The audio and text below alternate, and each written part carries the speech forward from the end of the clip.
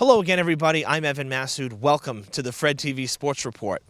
Coming to you this week from the Fall River Country Club, where recently the Hilltopper Athletic Foundation held its annual golf tournament. The foundation was founded about 10 years ago by a group of passionate Durfee alums. The 501c3 nonprofit organization's sole purpose is to support the Durfee Athletic Department. All monies raised go directly back to student athletes. The biggest annual fundraiser for the foundation is the Hilltopper Golf Classic, which was recently held right here. Foundation treasurer and event coordinator Melissa Panchley said that despite the ongoing COVID-19 pandemic, this year's tournament saw the largest numbers to date. The committee had a very serious conversation about 4 months ago about whether or not we wanted to do the tournament this year. We felt like some of the people that we've gone to for sponsorships may still be really hurting from COVID, and we didn't really want to overwhelm them. We decided we would just, acknowledge that when we talk to our sponsors and say we totally understand if you don't want to do that. What we found is we have way more sponsors than we've ever had. We have about 24 more golfers than we've ever had. So this is absolutely going to be our biggest year yet as far as golfers and in money. It will definitely be our biggest golf tournament ever. And despite the fact that the weather was really for the birds early on, some torrential rain we got caught in, as you see here, the tournament was a huge success. This year's 10th annual Golf Classic raised over $13 grand, pushing the total dollars raised by the foundation over the past decade, $100,000. On behalf of the Hilltopper Athletic Foundation, Melissa wishes to express her thanks to the generous sponsors and the nearly 150 golfers that came out to support Durfee sports. Always a great event.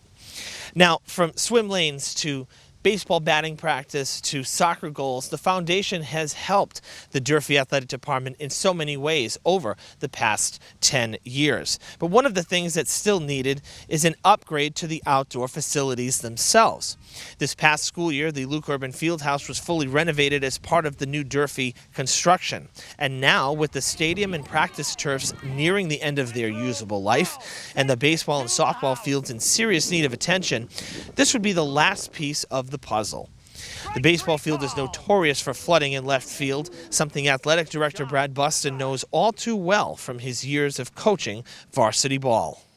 There'll be unbelievable drainage underneath it. There's so many layers of things that they put underneath the turf, so the water just drains right down.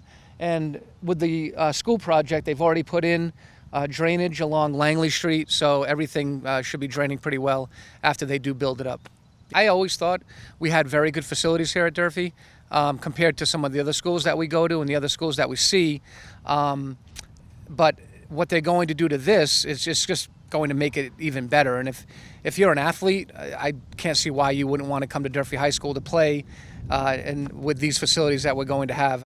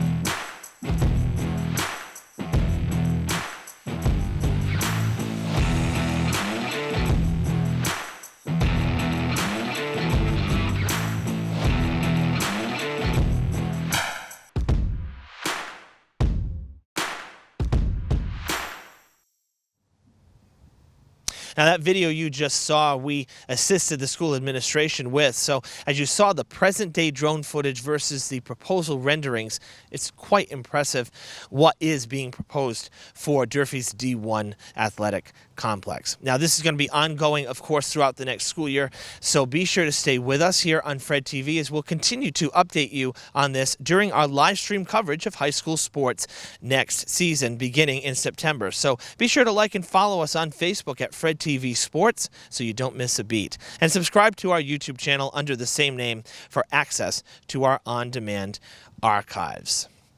All right, we're going to wrap up the week with some live baseball action from Chew Park, as this week we get a look at the three-time defending champion Brewers versus the Twins. They're in a heated battle for second place with just a handful of games left to play. Brandon Quirk getting the start for the Brew Crew. Players hoping to get this one in before the thunderstorms. Top one, two down, Corey DeMedeiros at third. Austin Frazado drives it deep to left. Wind blowing out, but Chew Park holds it as DeMedeiros comes home with the game's first run. An RBI double for Frazado puts the Twins on the board, 1-0. We'll jump ahead to the fourth. Frazado back at the dish to lead it off. First pitch swinging, a hot shot to third. Franco DeRay handles the tough hop. Off-balance throw gets him for the first out. That one was just one of many solid plays made throughout the night by both defenses. As we reached the midway point, the neighbors across the street decided to give us some entertainment in the form of fireworks. Pretty cool backdrop. Didn't distract the hitters, though. We'll pick it up back in the fifth inning now. 3-0 Twins and looking for more. Corey DeMedeiros with men at the corners, nobody out, slaps it down the first base line fair. Omar Rojas trots home from third. Brian Quinn goes first to third, and it's 4-0. Next batter up, Alex Benavides keeps the rally going with a little help. Pop-up left side, Joe Charest unable to squeeze the glove on it. The wind really started swirling prior to the inning. Quinn scores from third on the E6. The Twins up 5-0. While the Brew Crew did get the bats going later in the game, the Twins' early lead proved to be the difference.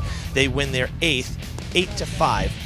The final score. Brian Quinn was solid on the mound, going the distance in this one. All 9 innings pitched, 10 hits, 5 runs, but only 2 earned, 2 walks, and 6 Ks. With the victory, this battle for second place got a little more interesting as we look at the updated standings. The Twins have overtaken the Brewers for second place after the W, and they proceeded to win Wednesday night's game as well. They've really turned the corner over their last 6 weeks, not losing a game since June 13th, at which point they were 2-5. Now, sitting at 9-5 in second place, a tough week coming up. Back-to-back games, Tuesday and Wednesday, against the same Brewers and the first place Braves. Should be a lot of fun. That's going to wrap up this week's show. Next week, we're going to get an in-depth look at the Quequechan River Rail Trail and a proposed extension of the southern tip that would ride all the way around South Watuppa towards Atlantis Charter School. Pretty cool proposal on tap, so we'll get a look at that on next week's program. Be sure to stay with us for that. I'll see you next Friday night. For now, reporting from the Fall River Country Club, I'm Evan Massoud. Have a great weekend.